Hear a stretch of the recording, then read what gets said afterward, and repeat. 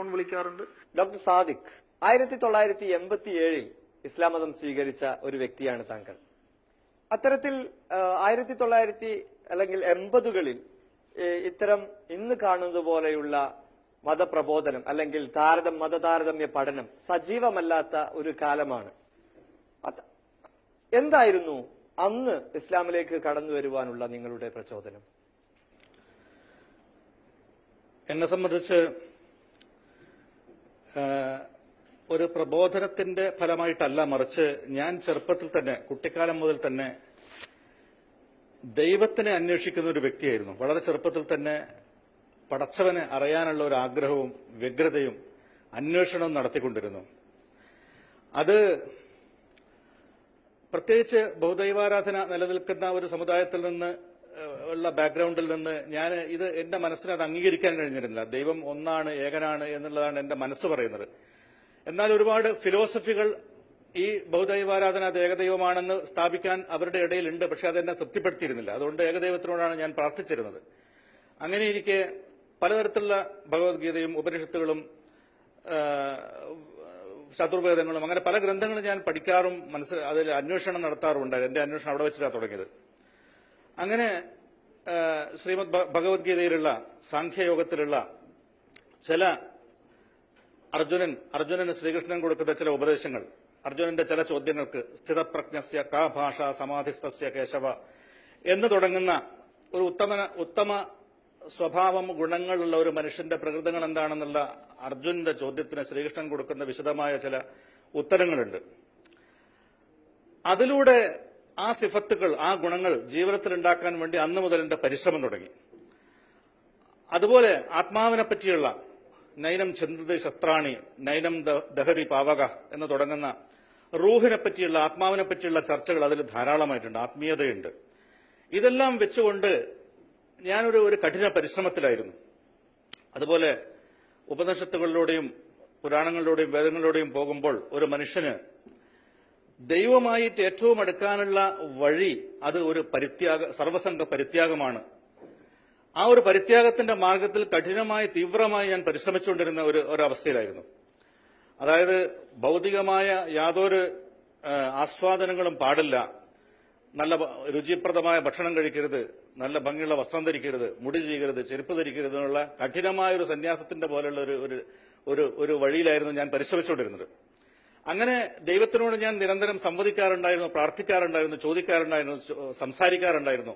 ഇതിലും കഠിനമായൊരു വഴി നിന്റെ തൃപ്തിക്ക് വേണ്ടി അനുധാവനം ചെയ്യാൻ നീ എനിക്ക് കാണിച്ചു തരികയാണെങ്കിൽ ഞാനത് എടുക്കാമെന്ന് പറയാറുണ്ടായിരുന്നു. അങ്ങനെയാണ് പടച്ചവൻ എനിക്ക് നേരിട്ട് വഴി കാണിച്ചു തന്നത്. ഇതാണ് യഥാർത്ഥമായ വഴിയെന്ന്. പക്ഷെ എന്നെ സംബന്ധിച്ചിടത്തോളം ഒരു ഓർത്തഡോക്സ് ബ്രാഹ്മിൻ ഫാമിലിയിൽ നിന്ന് ഈ രീതിയിൽ ഒരു മാറ്റം എനിക്ക് സാധ്യമായിരുന്നില്ല. അത് ഞാൻ ഉദ്ദേശിച്ചതിലും വളരെ പ്രത്യാഘാതങ്ങൾ ഉണ്ടാക്കുന്ന ഒരു കാര്യമായിരുന്നു. എന്നാലോ വാസ്തവത്തിൽ പറഞ്ഞാൽ സമൂഹത്തിൽ നിന്നുള്ള എതിർപ്പ് എന്നുള്ളതല്ലാതെ വാസ്തവത്തിൽ പറഞ്ഞാൽ ഞാൻ മുമ്പ് എടുത്തിരുന്ന ആ പരിത്യാഗത്തിനേക്കാൾ കൂടുതൽ എത്രയോ ലളിതമായതും ഭൗതിക ജീവിതത്തെ ഞാൻ ഉദ്ദേശിച്ചിരുന്ന രീതിയിൽ ആ കഠിനമായ കാര്യങ്ങളെല്ലാം അതിൽ നിന്നെല്ലാം വളരെ ലിബറൽ ഒരു ജീവിതമാണ് എനിക്ക് ഇസ്ലാം കാഴ്ചവെച്ചത്. പക്ഷെ അതിൽ ഒരുപാട് പ്രത്യാഘാതങ്ങൾ വേണ്ടി വന്നു. അത് സഹിക്കേണ്ടി വന്നു, നേരിടേണ്ടി വന്നു. പിന്നെ ഞാൻ MBBS പഠിച്ചുകൊണ്ടിരിക്കുന്ന കാലഘട്ടത്തിൽ എന്റെ തീരുമാനം എന്തായിരുന്നുണ്ടെങ്കിൽ MBBS കോഴ്സ് കഴിഞ്ഞതിന് ശേഷം ഹിമാലയത്തിൽ പോയി തപസ് ചെയ്യണം എന്നുള്ളൊക്കെ ഉദ്ദേശമായിരുന്നു. പക്ഷെ അതിൽ നിന്ന് വളരെ ഭൗതികമായ ഒരു എളുപ്പത്തിലേക്കാണ് എനിക്ക് ഈ ഇസ്ലാം എന്നെ എത്തിച്ചിട്ടുള്ളത്. അവിടെ ഒരു ചോദ്യമുണ്ട്. സാധാരണ ലിബറൽ എന്ന് പറഞ്ഞെടുത്ത് ഇസ്ലാമിനെ കുറിച്ച് പറയുമ്പോൾ പറയപ്പെടാറുള്ളത് അത് വളരെ ഇടുങ്ങിയ ചിന്താഗതിയുള്ള ഒന്നാണ്, ജീവിക്കാൻ പ്രയാസമുള്ള ഒന്നാണ്. ഇവിടെ താങ്കൾ വളരെ വ്യത്യസ്തമായി പറയുന്നു, ഇസ്ലാം ഒരു ലിബറൽ അല്ലെങ്കിൽ അത്തരത്തിൽ വിശാലമായ ഒരു ലോകത്തേക്ക് വന്നതുപോലെയാണ് നിങ്ങൾക്ക് തോന്നിയത് എന്ന്. അത് വാസ്തവത്തിൽ മറ്റ് മതത്തിന്റെ ആളുകൾ, പ്രത്യേകിച്ച് ഹിന്ദുമതത്തിന്റെ ആളുകൾ ആ മതത്തെ സ്വന്തം ജീവിതത്തേക്ക് പകർത്താൻ ശ്രമിക്കാത്തത് കൊണ്ടാണ് അവർക്ക് അതിലുള്ള കാഠിന്യം മനസ്സിലാവാത്തത്. കാരണം ദൈവസാമീപ്യത്തിന് വേണ്ടി തന്നെ അർപ്പണം ചെയ്യണം, എല്ലാം പരിത്യജിക്കണമെന്ന് പറയുന്ന ഒരു നല്ല ഭക്ഷണം, ഒരു ടേസ്റ്റുള്ള ഭക്ഷണം പോലും കഴിക്കാതെ, ഞാൻ പ്യുവർ വെജിറ്റേറിയൻ ആയിരുന്നു, അതിൽ തന്നെ രുചികരമായ ആസ്വാദ്യകരമായ ഒരു ഭക്ഷണം ഞാൻ കഴിക്കാറുണ്ടായിരുന്നില്ല. എന്നാൽ ഇതിൽ ഏത് ഭക്ഷണവും അള്ളാഹു അനുവദനീയമാക്കിയിരിക്കുന്ന ഭക്ഷണങ്ങൾ പന്നിമാംസം ഒഴികെ ബാക്കി എല്ലാം മനുഷ്യന് ഉപയോഗിക്കാവുന്നതാണ്.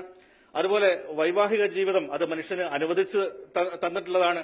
അതുപോലെ നല്ല വസ്ത്രം ധരിക്കാം, നല്ല ഡീസന്റായിട്ട് നടക്കാം, ഇതെല്ലാം മനുഷ്യന് അനുവദിച്ചതാണ്. നേരെ മറിച്ച് പരിത്യാഗത്തിന്റെ മാർഗത്തിൽ ഇതൊന്നും പറ്റില്ല. പക്ഷേ ഇന്നത്തെ ഹിന്ദു സമുദായം ആ രീതിയിൽ ദൈവത്തിലേക്ക് അടുക്കാനുള്ള വഴി അന്വേഷിക്കാത്തതുകൊണ്ടും ആ രീതിയിൽ അവരുടെ മതത്തിനെ സ്വന്തം പഠിക്കാത്തതുകൊണ്ടും സ്വന്തം ജീവിതത്തെ അനുധാവനം ചെയ്യാത്തതുകൊണ്ടും അവർക്ക് അത് ലിബറലായിട്ട് തോന്നുകയാണ്. പക്ഷേ പടച്ചവൻ അനുവദിച്ചു എന്ന ലിബറലിസം വാസ്തവത്തിൽ ഇസ്ലാമിലാണ് ഞാൻ കണ്ടെത്തിയിട്ടുള്ളത്. ഈ ഒരു സത്യം ഉൾക്കൊണ്ട് ഇതിലേക്ക് ഇസ്ലാമിലേക്ക് കടന്നു വരുന്ന സമയത്ത് പ്രയാസങ്ങൾ നേരിട്ടിട്ടുണ്ടോ? കുടുംബത്തിൽ നിന്ന് ഒരുപാട് പ്രയാസങ്ങൾ വന്നിരുന്നു. ഞാൻ ഇസ്ലാമിനെ പറ്റി മനസ്സിലാക്കിയ കാര്യങ്ങൾ, ഞാൻ എന്റെ പഠനം, ഇസ്ലാം എന്നല്ല അതിനു മുമ്പ് തന്നെയുള്ള എന്റെ വേദപഠനവും മറ്റും കാര്യങ്ങൾ ഞാൻ എന്റെ വീട്ടിൽ ചർച്ച ചെയ്യാറുണ്ടായിരുന്നു. എന്റെ ഉമ്മയുമായും അനുജത്തിമാരുമായിട്ടും വീട്ടിൽ മറ്റ് ബന്ധുക്കളുമായിട്ടുമൊക്കെ ഞാൻ അതാത് അവസരങ്ങളിൽ ചർച്ച ചെയ്തുകൊണ്ടിരുന്നിരുന്നു. അങ്ങനെ ഈ ഇസ്ലാമിനെ പറ്റി ഞാൻ അവിടെ ചർച്ച ചെയ്തിട്ടുണ്ട്. എന്റെ പിന്നാലെ അവരും ഈ വിശ്വാസം സ്വീകരിക്കുകയുണ്ടായി. എന്റെ ഉമ്മായും 2 അനിയത്തിമാരും പിന്നെ ബന്ധുക്കളിൽ നിന്ന് പല ആളുകളും സ്വീകരിക്കുകയുണ്ടായി. പിതാവ് അതിൽ നിന്ന് ഒഴിവായിരുന്നു. അദ്ദേഹത്തിന് പൊതുവായിട്ടൊരു ദൈവവിശ്വാസം തന്നെ ഇല്ലായിരുന്നു. എന്നാലും അദ്ദേഹത്തിന് ഞാൻ കാര്യങ്ങൾ പറഞ്ഞു കൊടുത്തിട്ടുണ്ട്. പക്ഷേ വാസ്തവത്തിൽ വീട്ടിലുള്ളവർക്കാർക്കും വലിയ പ്രശ്നങ്ങളൊന്നും ഉണ്ടായിരുന്നില്ല. ഞാൻ 3-4 വർഷങ്ങൾ ഈ രീതിയിൽ വിശ്വാസത്തിൽ തന്നെ കഴിഞ്ഞു പോവുകയും ചെയ്തു. അതിനുശേഷമാണ് പൊതുസമുദായം, നാട്ടുകാരും പൊതുസമുദായവും അറിയുന്നത്. അവരറിഞ്ഞതോടുകൂടി അവർ വലിയ സ്വന്തം വീട്ടുകാർക്ക് പോലും ഇല്ലാത്ത വലിയ വലിയ പ്രശ്നങ്ങൾ അവരുണ്ടാക്കാൻ തുടങ്ങി, വീട്ടുകാരെ നിർബന്ധിക്കാൻ തുടങ്ങി, എന്റെ പേരിൽ അവര് ഇല്ലാത്ത കേസുകൾ കൊടുക്കാൻ തുടങ്ങി. അങ്ങനെ മജിസ്ട്രേറ്റ് കോടതിയെ ഇടപെടിച്ചത് വഴി എന്നെ പിടിച്ച് തടവിലാക്കി 5 മാസവും 13 ദിവസവും ജുഡീഷ്യൽ മജിസ്ട്രേറ്റിന്റെ ഉത്തരവ് പ്രകാരം മെഡിക്കൽ കോളേജിലുള്ള ഒരു വാർഡിൽ എന്നെ ഡിറ്റെയിൻ ചെയ്തു. അങ്ങനെ അവസാനം അതിനുശേഷം ഹൈക്കോടതിയിൽ ഹേബിയസ് കോർപ്പസ് ഫയൽ ചെയ്തിട്ടാണ് എന്നെ അതിൽ നിന്ന് റിലീസ് ചെയ്തിട്ടുള്ളത്. അപ്പൊ അതിന്റെ ഇടയിൽ എന്നെ വധിക്കാൻ വേണ്ടി അവർ ശ്രമം നടത്തിയിരുന്നു. അതുപോലെ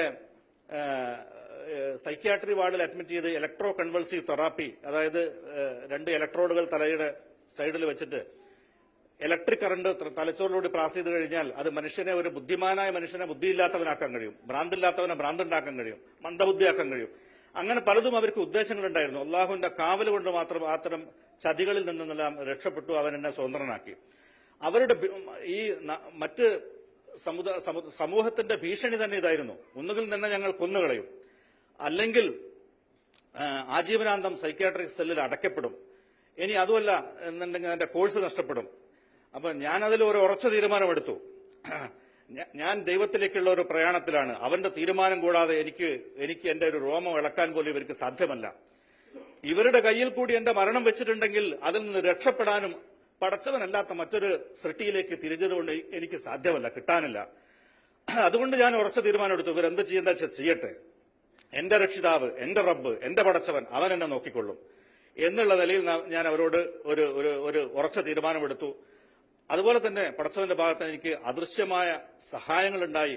ഭൗതികമായ സാഹചര്യങ്ങളും അവർ തന്നെ ഉണ്ടാക്കിയ പല എവിഡൻസുകളും എനിക്കെതിരായി വന്നുവെങ്കിലും ശരി, പടച്ചവൻ അതിനെല്ലാം നിഷ്പ്രഭമാക്കിക്കൊണ്ട് വളരെ എളുപ്പമായ രീതിയിൽ അതിൽ നിന്നെല്ലാം മോചിപ്പിച്ചു. യഥാർത്ഥത്തിൽ